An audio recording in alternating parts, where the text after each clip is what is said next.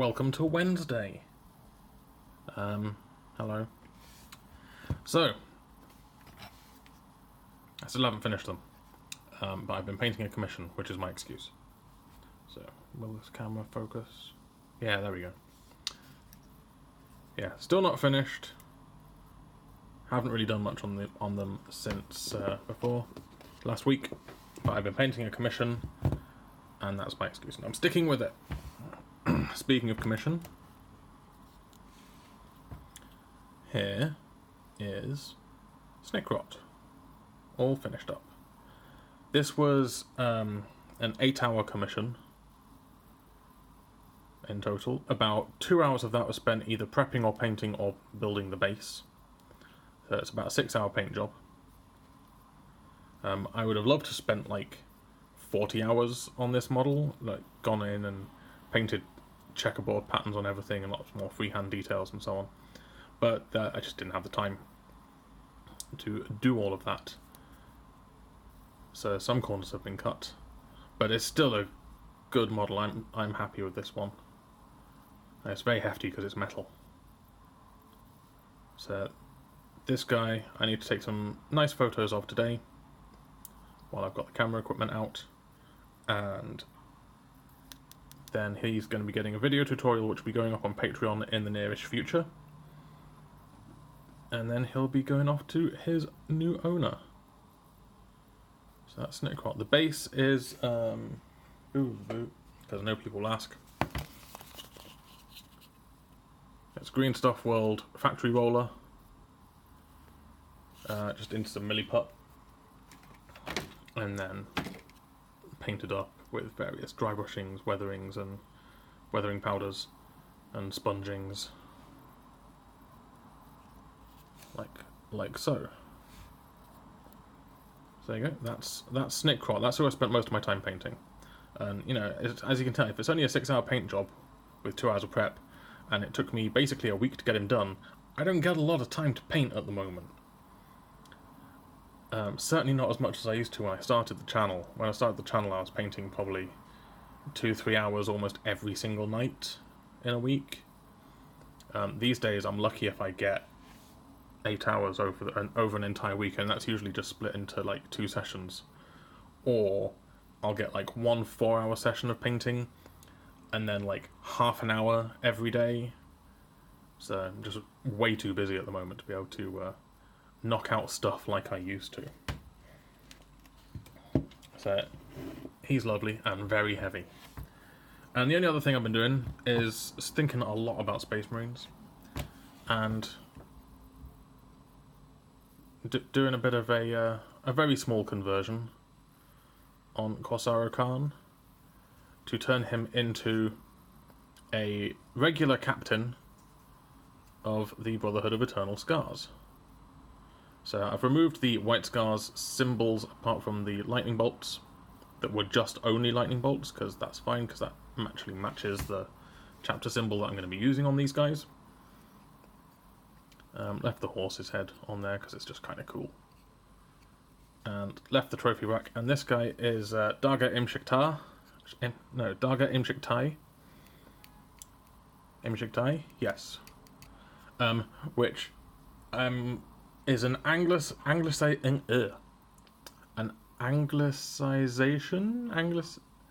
It's a phonetic spelling. Let's go with that. Of the Mongolian word for scary. For he is scary. He's also known as the head taker because of his trophy rack. So that's him. He's not the chapter master, he's just like, Darga means commander. So he's commander of one of the companies or clans in the chapter. He is not glued onto his base. He is merely there by the power of this one random slot on this base, which is quite good. Very nicely put together.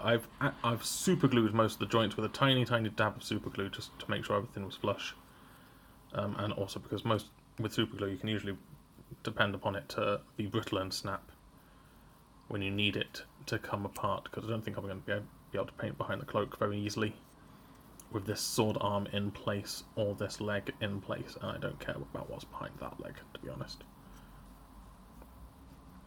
So I'm going with like third company captain. His company is made up entirely of Primaris Marines, so they're not quite as veteran as the rest of the army, so their armour isn't as messed up as the rest of the armies is. And for the rest of the army, all the regular Marines, I'm going to be putting in Mark IV armour, and I've got one real reason for that. It's easier to paint than all the other marks of armour. Mark IV armour is all kind of squared off, sharp edges on everything, which makes it far easier to paint than especially Mark VII armour. Mark VII armour is the worst. Mark III isn't too bad, and I might mix some of that in there. Mark VI, also not too bad. Mark VII, absolute worst, and that's what's in the majority of the tactical kits. But there are plastic Mark IV and Mark III boxes from the Horus Heresy, and a lot of them available online, usually, on eBay for very cheap. So yeah, regular Space Marines are going to be in the Mark IV. That also means the helmets will roughly match the Primaris Marines, which I think is cool. And will give them a bit more of a uniform look. And it also gives them the look of actually being a chapter from a really ancient founding, rather than a recent Primaris one. They've generally kept all the Primaris Marines in their own companies, rather than mingling them in with the others, so because their companies or clans are very close-knit affairs, so they basically went, okay, well, this company's been wiped out recently, so you can get that.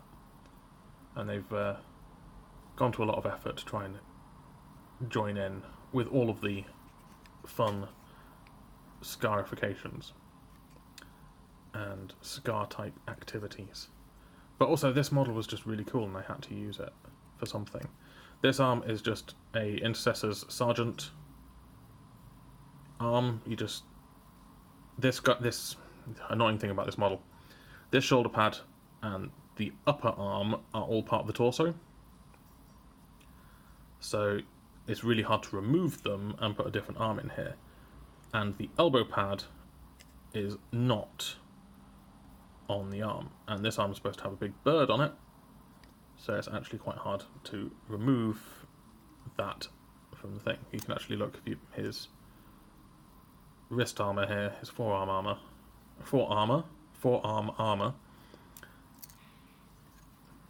that's okay, that's just blue tacked on, is actually very different shape to over here.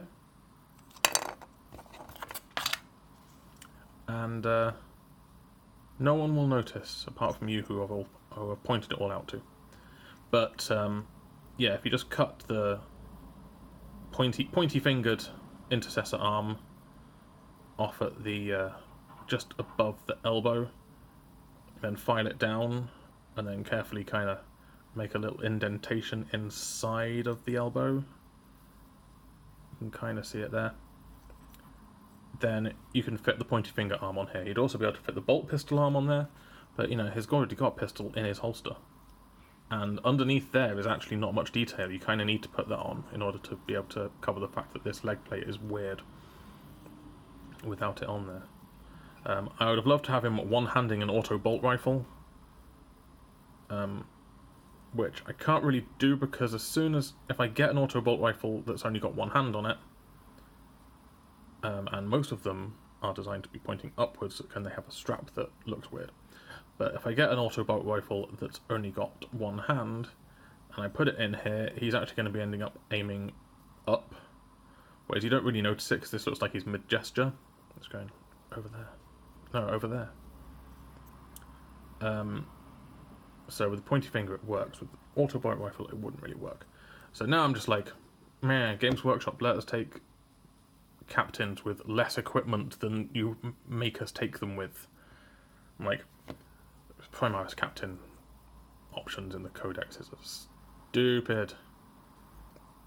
Like, So his auto bolt rifle is hidden under his cloak, as is the way with any invisible war gear on a character. Oh, it's under the cloak. It's in a special pocket. Interdimensional pockets.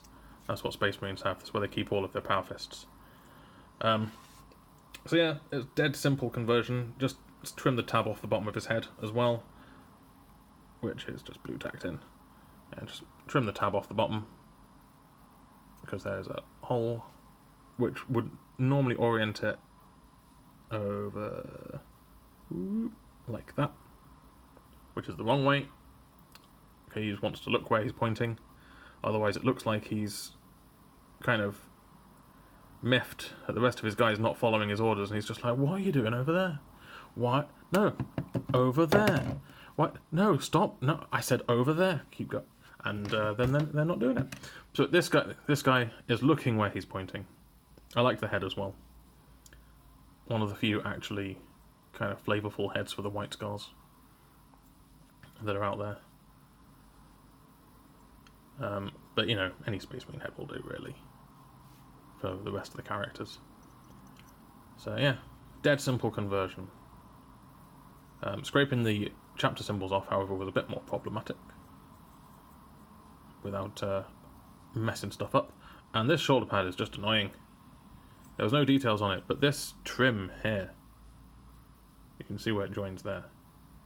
This trim, this part of the shoulder pad trim, is not connected to the rest of the shoulder pad. It's connected to the back, to the fur, which is really weird, and it's left a little bit of a gap which I need to fill. And I don't know why they did that. That was just weird. I didn't like it. Did not like it one little bit. So, yep. Darga Imshiktai. The Darga of the third company / clan. Haven't come up with a good name for those yet. Basically, I've just been translating things into Mongolian from English. Or looking up... There's a few good research papers out there on the ancient Mongolian language, as opposed to the current Mongolian language.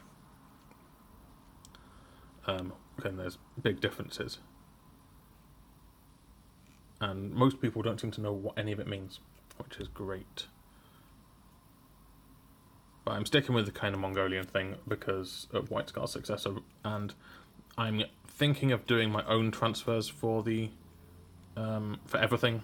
I'm just printing out my own transfers because I've got a laser printer, I've got decal paper.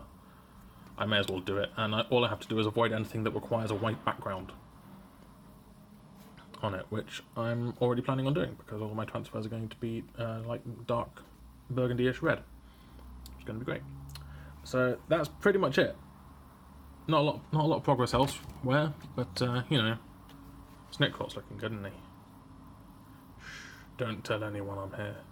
Also, did you know Snikrot is about the same size as a Primaris Space Marine? All those people talking about, oh, when are we going to get Prime Orcs? You've already got them. They're called knobs. They're called knobs. They're already bigger than most Space Marines. Anyway, that's pretty much it. My plan for today is, after I've done this video, that I've got to do some other work stuff. I've got to do some chores around the house. And then I'm going to try and finish these guys off. And should I pull that off, their video will be going up this weekend. If I don't pull it off, then you'll know, because come this weekend there will not be a video for them. But regardless of what happens with them, Snikrot's getting a video soon, because I have all the footage of him, and all I need to do is edit that once I've got the glamour shots, which I'm going to be doing today. So that's the plan. That's pretty much it. I have a prediction. I have no information on this whatsoever, but I'm going to predict that the Sisters of Battle Army box goes up for pre-order on the 30th of November. And this is mostly based on the fact that I've been burnt before. When Games Workshop announced October last year, and nothing came out, nothing was even up for pre-order until the last weekend of October. Which meant you didn't actually get your October stuff until it was November, which was really annoying. So on the basis that this is something I actually want, I'm going to just assume that it's coming out on the 30th of November. There's also been some stuff written on the Warhammer community page which you can kind of interpret it as being that the Sisters of Battle are coming out on the 30th of November rather than earlier in the month. So you heard it here first. But it's entirely speculation on my part and a bit of pessimism. Just trying to stop myself getting hurt again. I can't be hurt again. But otherwise, yeah, looking forward to Sisters of Battle. The Arco-Flagellants look weird. They're weird. I was not expecting there to be 3 Arco-Flagellants in the box. I think I did the maths on it, and assuming that the points costs haven't gone up, which is highly unlikely, much more likely the points costs have gone down, there's only about 500 points worth of stuff in that box. Well, that's not much. And to be honest, I don't really like the Penitent engine. It might be the posing. It's probably the posing, to be honest. But I really don't like the Penitent engine at all. I like the Sisters models. All of the Sisters models, all great. Not a big fan of the Penitent engine, not a big fan of the Arco-Flagellants. They're probably really good units. They're probably units that in a competitive list you have to have like as many of them as you can take. It's like 3 Penitent engines and 45 Arco-Flagellants or something. I'm just like, no, I don't like them. That's just a battle. So my current plan with that is to basically add the Sisters of Battle stuff to what is going to be a larger army of the Imperium, which is going to include the Brotherhood of Eternal Scars, is going to include the Sisters of Battle plus some additional Adeptus Ministorum stuff, because I've got some metal preachers and stuff knocking about. And, it's going to be like 750 to 1,000 points worth of Sisters of Battle. I'm going to do about 1,000 points worth of Brotherhood of Eternal Scars to start with. And then I'm considering doing some Catachans, but as Talons.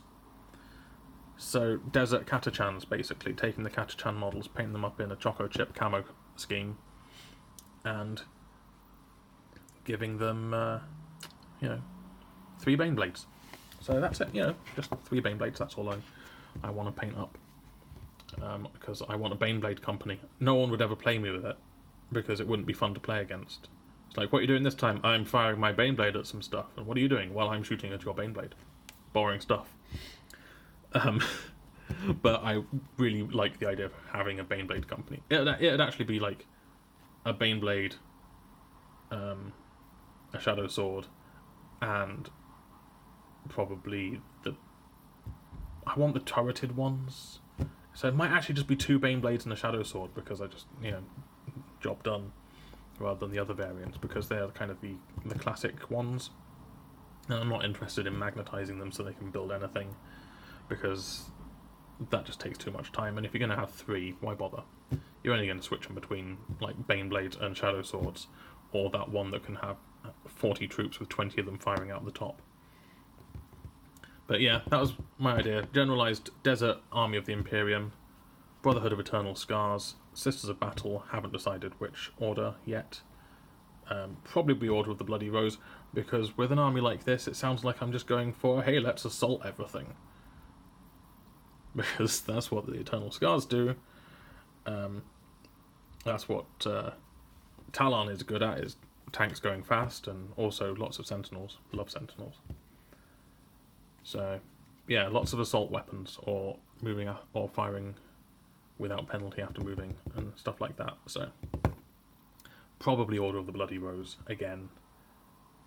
But I might do a different one. I do have another Sister Amalia Novena in the box. Yeah, down there, unopened. Just lying around, waiting for something to be done with her. So there's that. I might paint another one of her. She was fun. But yeah, Army of the Imperium. Made up of lots of different stuff. I don't care if I don't get doctrines. I don't play the game that much. It's mostly just to look at and have a kind of a longer term project that's got a theme running through it. because painting Warhammer Underworld stuff is always, it's a different thing every 2 months, but it's a different thing every 2 months, and I kind of want to get better at painting the same things over and over again. So yeah, that's it. Rambled for enough now. I hope you are enjoying yourself. Do you have any plans for October? You painting any orcs? You should be. It's October. It's not just when Games Workshop says it is, it's every year. Also, Halloween's coming up. Are you doing anything spooky? I'm not. Not got anything planned spooky. I might do something spooky. Probably going to have a Halloween party. By Halloween party, I mean watch a scary movie with my girlfriend. You know, that kind of stuff. Anyway. Thanks for watching, / listening, whatever it is you're doing. If you like this video, give us a like. If you didn't like it, give us a dislike. It's no skin off my nose. Leave a comment. Check out the Patreon. And YouTube probably thinks you like that. And there's probably another video there. I might put one in.